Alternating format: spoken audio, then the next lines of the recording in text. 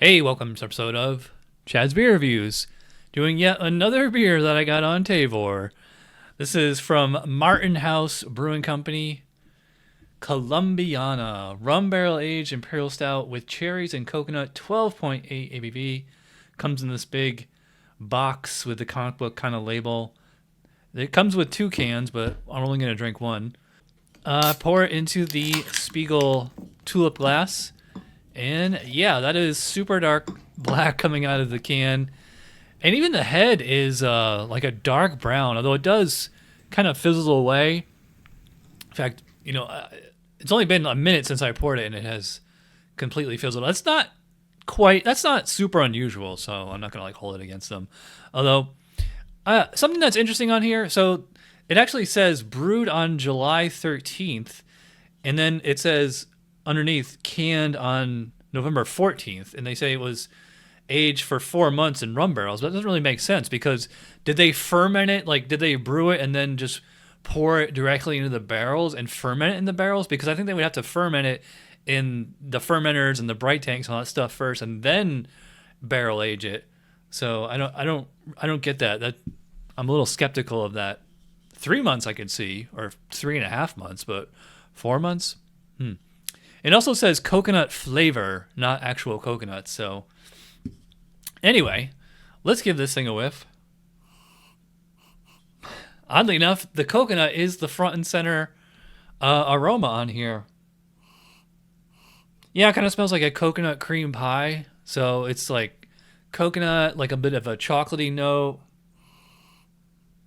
Oddly enough, I really don't get that much cherry. If it's there, it's kind of hard to tell between the cherry puree and just the massive amount of dark malt that they use. Yeah, so I would say to me this just smells like coconut cream pie. It's like coconut chocolate. I'm not really smelling rum I mean, the rum and the coconut would really complement each other, so it'd be hard to distinguish which is which. Although I will say for 12.8 ABV, there's no alcohol in the nose. This is 2 nights in a row where I had a really strong beer and I couldn't smell the alcohol at all. I will say it does not smell, if you hand it to me blind, this does not smell barrel aged. To me, it just smells like a pastry stout. So let's see how it tastes. Cheers.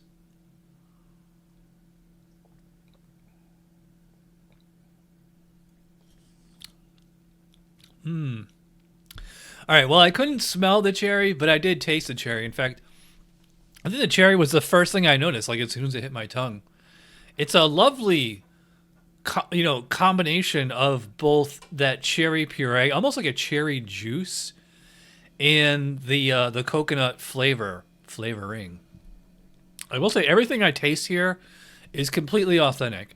I've had a lot of pastry stouts that they just taste like, somebody went to the supermarket and got maple syrup and just, dumped it in there, and it just tastes so fake. I will say this tastes like real coconut.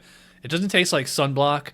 That's one of the hazards of brewing with coconut, is you can end up with a oily sunblock kind of flavor. This does not taste like that, even though it does say coconut flavor, not actual toasted coconut. I will say I don't get a toasted flavor on here. And the cherry puree or the cherry juice, whatever they used, completely authentic. It doesn't taste like cough syrup. And again, really surprising, because it is 12.8 ABV. You tend to get a cough syrup kind of flavor on stouts that are this big, even Bourbon County. Pretty low bitterness on this one. It's extremely low. Right on the can, it says right there, if it would focus, it's 9.1 IBUs. That's the same amount of IBUs as Bud Light. So I think most of the actual bitterness on here is probably coming from the roasted malt. I mean, it's not. I would say it is a sweet beer, yes, especially from that cherry puree additive, but it is not super cloying, and it's so authentically tasting. It's actually really impressive that they were able to use so little hops, or maybe just so late edition hops, to get such a low IBU and it not come across as just sticky and cloying or fake. That 12.8 ABV, wow. Yeah, I would think like this would be like super strong. I mean, I will say it is like, I can detect the alcohol, obviously. It just kind of comes in at the end. You just kind of get like a dry sensation. I think like that helps, you know, kind of in place of the lack of hops, or I should say at least like the low IBU. They might have thrown tons of hops in here, but just late. Like the longer you boil the hops, the higher your IBUs. In fact, there actually are IPAs and pale ales that are actually zero IBUs because they just throw the hops in the whirlpool stage, not in the actual boil. So you're not getting any of those alpha acids. My only complaint about this beer is that I'm not really getting rum flavor or barrel character. I would not really call it, like, you tend to get like a woody flavor, vanilla off of, you know, any Bourbon County, you know, KBS, Dragon's Milk, you know, beers like that. Even like the Allagash Carrio from the other night. You know, you can actually, it's like you can actually taste that wood. And I'm really, I'm not getting wood off this one. By the way, mouthfeel on here is not as huge as you would think. You know, 12.8 and like rum barrel age and all that stuff. I would say Bourbon County is much thicker than this. Not to say it's a thin beer or anything. I'd probably put it like at least medium full, maybe straight up full. Carbonation is, I'd probably put it about moderately low. It's not straight up low. It actually does have like a little bit of, a tiny little bit, like, or I should say, an effervescence that is low, but I can still notice it while it's like going across the tongue. Got this beer on Tavour, $20 for the box. Again, you get two 12-ounce cans, so $10 a can, considering it's 12.8 ABV. I think that's pretty good. But yeah, so if you want to sign up with Tavour, use my link in the description below. Get you $10 off your first purchase. All right, so the score for the Colombiana. Really tasty. I would probably consider this more of a pastry stout than some kind of like barrel-aged imperial stout.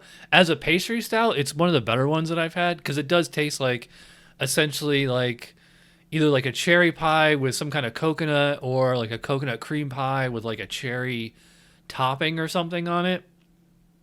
I will say it is a bit simple and repetitive, but I will say it is delicious and it's not cloying. And for 12.8, it is really easy to drink. So I'm going to go, I think 8.5, maybe 9 for this one. Yeah, somewhere, I think 8.5 or 9. Again, follow me on Instagram and Untapped because I do tweak the review by, you know, half a star or whatever between now and the time that I post the review. By the way, we're getting really close to 4,000 subs on YouTube. When I hit 4K subs, I'm gonna get a 4K camera. Also getting close to 3,000 on Instagram and 1,000 on TikTok. So if you like this show, share it with your friends. Say, hey, you like beer? Check this guy out, or share like one specific video or something. So I'm rambling. If you watch all the way to the end, you know you're awesome. Thanks for watching. I will see you guys for the podcast or Tuesday Night Beer School or both. Cheers.